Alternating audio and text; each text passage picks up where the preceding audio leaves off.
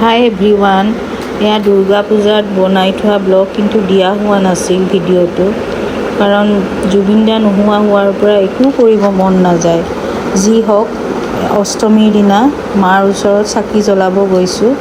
আমি যেতিয়া চাকি জ্বলাব গৈছোঁ তেতিয়া সন্ধি পূজাৰ চাকি জ্বলোৱা নিয়ম হৈ আছে। এয়া চাওকচোন, বহুত মানুহ, আমিও চাকি দিলোঁ। অষ্টমীৰ দিনা ৰাতি আমি অলপ ওচৰতে ওলাই গ'লোঁ পূজা চাবলৈ।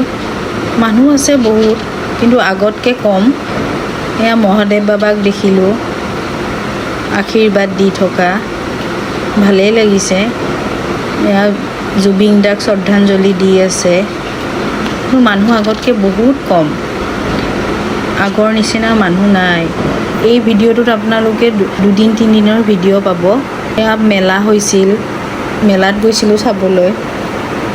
এয়া মেলা ইমান ডাঙৰ নহয়, ঠিকে আছে। এয়া দশমীৰ দিনা মাৰ ওচৰত আকৌ এবাৰ গৈছিলোঁ আশীৰ্বাদ ল'বলৈ। এবাৰ মাৰ আশীৰ্বাদ ল'লোঁ, তাৰ মাক সেন্দুৰ দিলোঁ।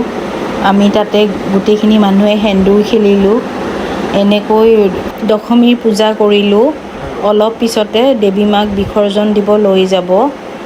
আৰু এটা কথা, আপোনালোকে ইমান দিন মোৰ ভইচটোহে শুনি আছিল, আজি মই আপোনালোকক ফেচ ৰিভিল কৰিম।